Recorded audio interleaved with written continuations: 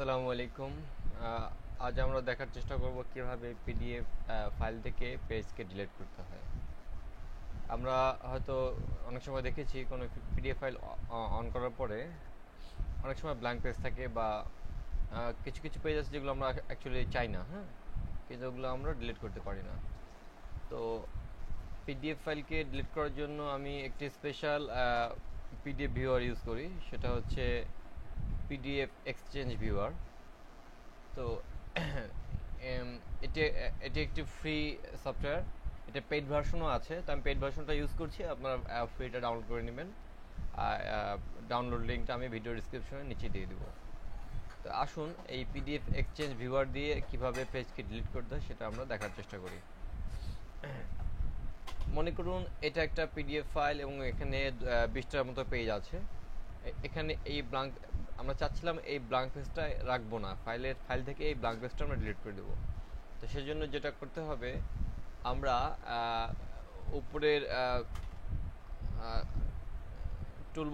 Toolbar থেকে delete page অপশনটি selection করব। ডিলিট পেজ সিলেকশন অপশনটি সিলেকশন করার পরে দেখুন এখানে একটা ডায়ালগ বক্স এসছে। এখান থেকে আমাকে জিজ্ঞেস করছে যে আমি কি ডিলিট করতে চাচ্ছি। আমি কি কারেন্ট পেজ ডিলিট করতে চাচ্ছি, নাকি সিলেক্টেড পেজ, দ্যাট মিনস আমার কার্সরটা যেখানে আছে সেটাকে সিলেক্ট করব, নাকি স্পেসিফিক কোনো পেজ, যা সাপোজ 1 থেকে 5 বা সামথিং এরকম আর কি। আমরা পেজ নাম্বারটা দেখিয়ে দিলে স্পেসিফিক পেজগুলো ডিলিট হবে। অথবা আমরা যদি ওল্ড ইভেন্ট চাই, যে এখানে এই পেজ যতগুলো ওল্ড পেজ আছে শুধু সেগুলো ডিলিট হবে, সেটাও আমরা করতে পারবো। ঠিক একইভাবে আমরা যদি ইভেন্ট পেজটাও ডিলিট করতে চাই সেটাও করতে পারবো। হ্যাঁ, তো যাই হোক, তো আমরা আসুন দেখি করার চেষ্টা করি। আমরা বর্তমানে রানিং পেজটা ডিলিট করতে চাচ্ছিলাম। তো কারেন্ট পেজ সিলেকশন করে যদি আমরা ওকে প্রেস করি তাহলে দেখুন আশা করি পেজটা চলে যাবে। সে আমাকে একটা কনফার্মেশন মেসেজ চাচ্ছে যে আমি আসলে কি এটা ডিলিট করতে চাচ্ছি কিনা।